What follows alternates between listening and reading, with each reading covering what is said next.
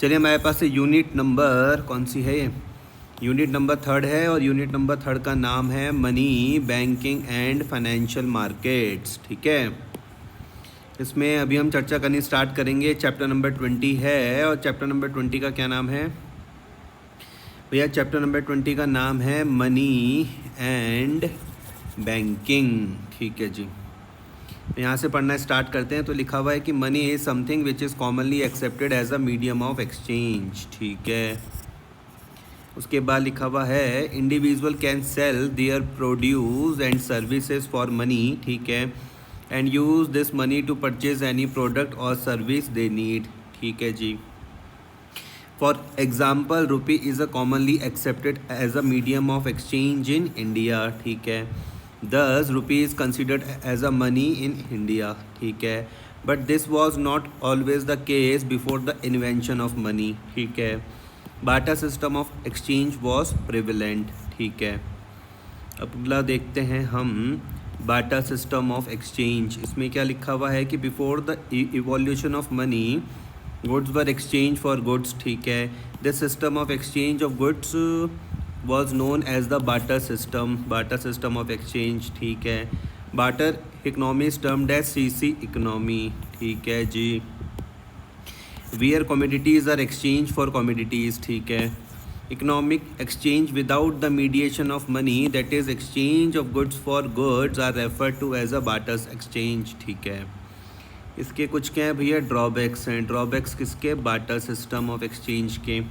Water system suffered from the following drawbacks. ठीक है, जैसे पहला कौन सा है? Lack of double coincident of bonds. ठीक है, इसमें है लिखा हुआ कि double coincident of bonds implies that two individuals should have such goods which they can exchange with each other to satisfy their bonds. ठीक है जी, for example if a man had rice and he wanted to exchange it for wheat, then there should be a person who wants to exchange his wheat for rice. ठीक है, it was the major drawback of the barter system as it was very rare when the owner of some goods or services could find someone who wanted his goods or services. ठीक है, and at the same time he possessed those goods or services that the first person wanted. ठीक है, दूसरा है जी lack of store of value. इसमें क्या लिखते हैं कि due to the absence of money in the barter system wealth was stored in terms of goods. ठीक है, storing of goods carrying some problems like cost of storage. ठीक है, loss of value goods like milk, vegetable etcetera spoil after some time. ठीक है, difficulty to transfer from one place to other etcetera. ठीक है, so it was difficult for people to store their purchasing power. ठीक है जी, तो पहला कौन सा था? पहला ड्रॉबैक था, पहले वाले ड्रॉबैक का नाम था lack of double coincident of bonds. ठीक है, दूसरे का नाम था lack of store of value. ठीक है, तीसरा देखते हैं थर्ड क्या है? थर्ड है lack of common measure of value. इसमें क्या लिखा हुआ है? In the barter system there was absence of a common units of measurements. ठीक है, in which the value of goods and services can be measured. ठीक है, in the absence of common unit proper valuation was not possible. ठीक है, example cloth is measured in meters. ठीक है, that is length, while milk is measured in liters. ठीक है, that is capacity. Hence both cannot be measured in a single unit. ठीक है, thereby complicating the process of exchange. ठीक है, तो third वाला ड्रॉबैक क्या बोल रहा है? Lack of common measure of value. ठीक है जी, फोर्थ वाला क्या बोलता है? फोर्थ बोलता है भैया lack of standard of deferred payments. ठीक है जी, deferred payments means future payments. ठीक है, in barter system it was difficult to return value in future. ठीक है, as the goods to be return may not be of the same quantity and quality. ठीक है, the goods to be return may lose और gain the value at the time of a repayment. ठीक है, there for future payments regarding interest and loans become difficult. ठीक है, to overcome the drawbacks of a barter system and to smoothen the process of exchange, an intermediary was necessary. ठीक है, which was acceptable to both parties. ठीक है, buyer as well as seller, and such an intermediary is termed as money. ठीक है जी, आगे हम देखते हैं भैया कॉन्सेप्ट ऑफ मनी में हम बात करते हैं तो लिखते हैं in its most basic form money can be defined as anything which is commonly accepted as a medium of exchange. ठीक है, However, money is much more than just a medium of exchange. ठीक है. In other words, money can be defined as anything that is generally acceptable as a means of exchange and at the same time acts as a measure of value, store of value and as a standard of deferred payments. ठीक है. एक दो बार फिर से पढ़ लेता हूँ इसको. Anything that is generally acceptable as a means of exchange. ठीक है. And at the same time acts as a measure of value. ठीक है. Store of value. ठीक है. And as a standard of deferred payments. ठीक है जी. एक एक करके देखते हैं. As a means of value सबसे पहले क्या आ रहा है? मीन्स नहीं लिखा हुआ है, मेजर ऑफ वैल्यू लिखा हुआ है. As a measure of value we can express the value of goods and services in terms of money. ठीक है. दूसरा है as a store of value people use it as an instrument of saving and a standard of a deferred payments. ठीक है. People use it for making future payments. ठीक है जी. अच्छा, next आ रहा है इवोल्यूशन ऑफ मनी. इसको हम देख लेते हैं. Money as we see it in present form has evolve after a long process of evolution. ठीक है. Initially commodity money was used as a medium of exchange. ठीक है. followed by metallic money. ठीक है. which was made from metals like gold, silver, copper etc. ठीक है. with further advancement paper money was introduced as currency notes along with the introduction of credit money. ठीक है. and the most modern form of a money is a plastic money in the form of a debit and credit card और e money which is stored electronically. ठीक है. In devices like mobile phones and computer system. ठीक है. तो उसमें देखो सबसे पहले कोई पूछ ले तो भैया याद रखना सबसे पहले क्या था? कमोडिटी मनी याद रखना, फिर मेटेलिक मनी याद रखना, फिर पेपर मनी याद रखना, फिर क्रेडिट मनी याद रखना, फिर प्लास्टिक मनी याद रखना और सबसे लास्ट में क्या आ रहा है? ई मनी आ रहा है. ठीक है. फिर से इवोल्यूशन ऑफ मनी में सबसे पहले हम क्या देखेंगे? कमोडिटी मनी, फिर मेटेलिक मनी, फिर पेपर मनी, फिर क्रेडिट मनी, फिर प्लास्टिक मनी और फिर ई मनी. ठीक है जी. अब हम देखते हैं नेक्स्ट भैया टाइप्स ऑफ मनी. तो money can be broadly classified है. सबसे पहले देखो क्या आ रहा है? फेट मनी आ रहा है. फेट मनी के बाद हम देखेंगे फिड्यूसरी मनी. फिड्यूसरी मनी के बाद हम देखेंगे फुल बॉडेड मनी. फिर हम देखेंगे क्रेडिट मनी. तो 4 तरीके की देखते हैं. ठीक है. सबसे पहले भैया हम क्या देख रहे हैं? फेट मनी देख रहे हैं. तो फेट मनी में लिखते हैं कि it refers to the money issued by the order और अथॉरिटी ऑफ द गवर्नमेंट. तो याद रखना जैसी फेट मनी है तो दिमाग में क्या आ जाना चाहिए? गवर्नमेंट आ जाना चाहिए. फेट मनी मतलब दिमाग में क्या आएगा? गवर्नमेंट आएगा. तो लिखता है कि it refers to money issued by the order और अथॉरिटी ऑफ द गवर्नमेंट. याद रखना फेट मनी जैसे आ रहा है तो दिमाग में क्या आएगा? सरकार आएगा. Example notes and coins. ठीक है. एग्जाम्पल इसके क्या हो जाएंगे? नोट्स एंड क्वाइंस हो जाएंगे. ठीक है. दे do not have intrinsic value. क्या इनकी नहीं होती है? याद रखना दे do not have intrinsic value जैसे कि गोल्ड और सिल्वर कॉइन. ठीक है. याद रखना सबसे पहला कौन सा आ रहा है? फेट मनी आ रहा है. तो it refers to the money issued by the order और अथॉरिटी ऑफ द गवर्नमेंट. ठीक है. Example notes and coins. ठीक है जी. They do not have intrinsic value. उनकी इंट्रिंसिक वैल्यू नहीं होती है लाइक गोल्ड और सिल्वर. ठीक है. They are called legal tender भी हम इसको बोलते हैं. याद रखना इसको हम क्या बोलते हैं? लीगल टेंडर के नाम से भी जानते हैं. तो फेट मनी जैसी है तो याद रखना दिमाग में क्या आ जाना चाहिए? गवर्नमेंट आ जाना चाहिए. इसको हम लीगल टेंडर के नाम से भी जानते हैं. As they can not be refuse by any citizen of the country. Legal tender क्यों बोलते हैं? क्योंकि भैया इसको कोई भी सिटीज़न रिफ्यूज़ नहीं कर सकता है भारत का. काई के लिए? For settlement of any kind of transactions. ठीक है जी. तो फेट के बाद कौन सी आ जाएगी? दूसरी आ जाएगी भैया फिड्यूसरी मनी आ जाएगी. दूसरी कौन सी आ जाएगी? Fiduciary money. तो it refers to the money where acceptance is based on the mutual trust. तो फिड्यूसरी मनी जैसी आए तो दिमाग में ड्राफ्ट चेक वगैरह, बिल्स ऑफ एक्सचेंज ये सब आ जाना चाहिए. तो फिड्यूसरी मनी क्या है कि it refers to the money where acceptance is based on mutual trust के बेसिस पर क्या होती है? एक्सेप्टेंस होती है. ठीक है. Between the payer and the payee. ठीक है जी. ऐसे ड्राफ्ट आ जाएगा, चेक्स आ जाएंगे, बिल्स ऑफ एक्सचेंज आ जाएंगे. आर एग्जाम्पल ऑफ किसके? Fiduciary money. इसको हम और किस नाम से जानते हैं? तो ऑप्शनल और वॉलंटरी मनी के नाम से जानते हैं. याद रखना फिड्यूशरी मनी के और नाम कौन से हो जाएंगे? ऑप्शनल और वॉलंटरी मनी हो जाएंगे. ठीक है. और फेट मनी के और कौन सा नाम हो जाएगा? लीगल टेंडर हो जाएगा. याद रखना. ठीक है. फिर आता है नेक्स्ट क्या आता है? फुल बॉडेड मनी आता है. Full bodied money it refers to the money mainly refer to as a coins. ठीक है जी. Whose commodity value is equal to the money value. Important है ये याद रखना, किसके लिए, फुल बॉडीड मनी के लिए क्या लिखा हुआ, whose commodity value is equal to the money value. ठीक है, इसको हम किस नाम से जानते हैं, इसको हम स्टैंडर्ड मनी के नाम से भी जानते हैं। किस नाम से जानते हैं, स्टैंडर्ड मनी के नाम से जानते हैं। तो फुल बॉडीड मनी किस नाम से जाना जाता है, स्टैंडर्ड मनी के नाम से जाना जाता है। It refers to the money mainly referred to as a coin whose commodity value is equal to the money value. It is also known as a standard money. Example, a 1 rupee silver coin of a British time, ठीक है, contains the amount of a silver equal to ₹1। ठीक है, तो ये क्या हो गया, full bodied हो गया। उसके बाद आ गया भैया क्रेडिट मनी आ गया। क्रेडिट मनी क्या है, it refers to the money whose value of money, मतलब face value is significantly greater than its intrinsic value, the value of the commodity which it is made. Example, the value of commodity used in a 100 rupee note is much less than the 100 rupees। अच्छा, इसको बोलते हैं credit money. ठीक है, तो credit money के लिए क्या लिख रहे हैं कि भैया it refers to the money whose value as money, मतलब जो उसकी फेस वैल्यू जो रहेगी is significantly greater than its intrinsic value. ठीक है, the value of commodity which, intrinsic value क्या समझोगे, the value of commodity from which it is made.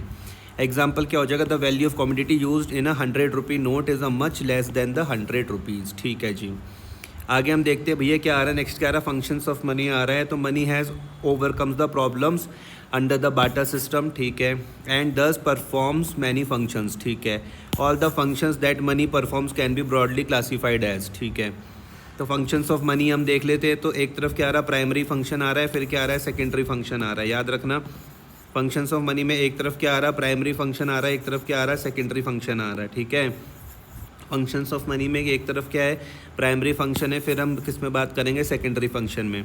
तो प्राइमरी फंक्शन दो है, बोलो मेरे साथ, मीडियम ऑफ एक्सचेंज और मेजर ऑफ वैल्यू। याद रखना, मीडियम ऑफ एक्सचेंज याद रखोगे, मेजर ऑफ वैल्यू याद रखोगे। मीडियम ऑफ एक्सचेंज याद रखोगे, मेजर ऑफ वैल्यू याद रखोगे।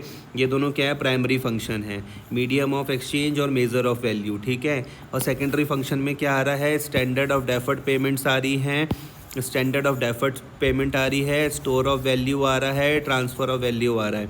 फिर से बता दो, देखो फंक्शंस ऑफ मनी में दो चीज़ें आ रही है, एक तो भैया प्राइमरी फंक्शन है, दूसरा कौन सा है, सेकेंडरी फंक्शन है। प्राइमरी फंक्शन में दो था, मीडियम ऑफ एक्सचेंज और major of value. Medium of exchange और कौन सा था, measure of value. Medium of exchange और कौन सा था, measure of value. Secondary function में तीन है, standard of deferred payment, store of value और ट्रांसफ़र ऑफ वैल्यू। याद रखना, standard of deferred payment, store of value और ट्रांसफ़र ऑफ वैल्यू। ठीक है जी, एक एक करके देखते हैं अब इनको। तो देखो यहाँ पर क्या लिखा हुआ है, सबसे पहले किस में हम बात करें, प्राइमरी फंक्शन पर हम बात कर रहे हैं।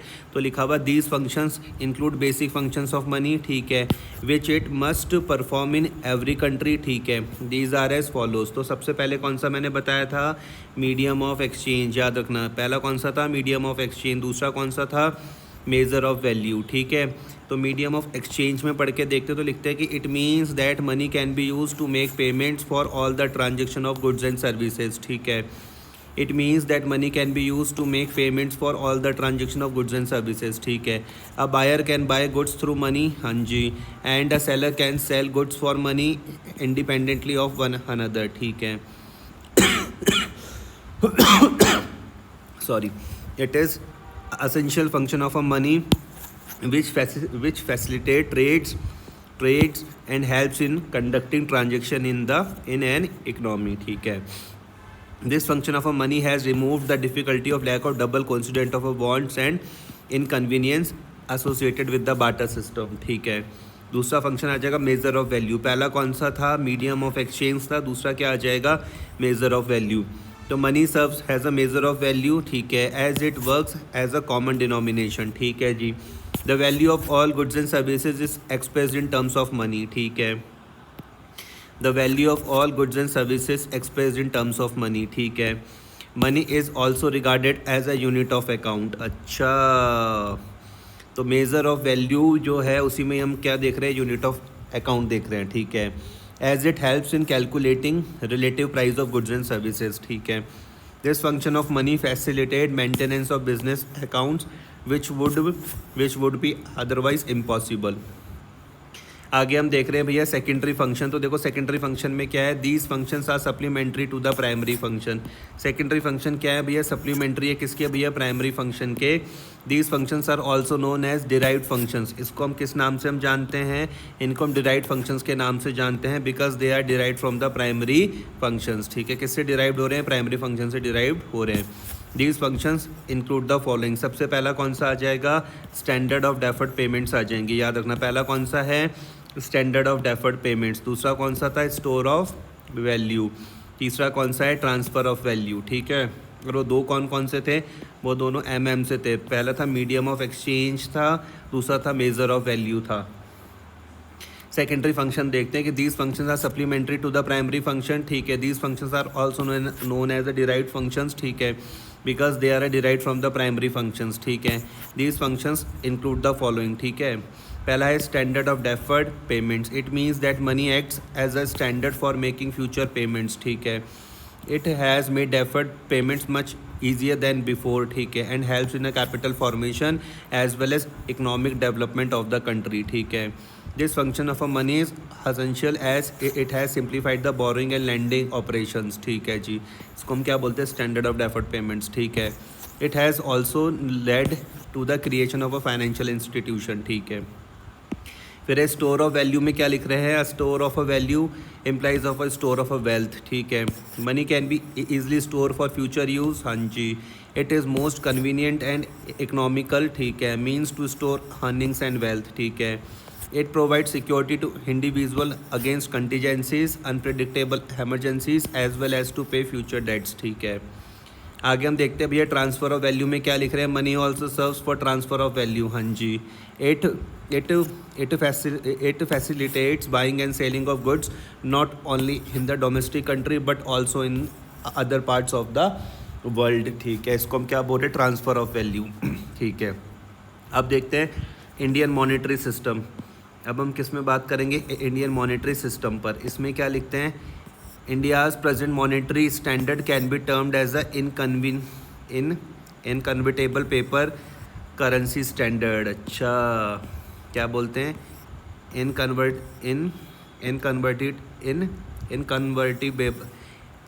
इनकन्वर्टिबल पेपर करेंसी स्टैंडर्ड।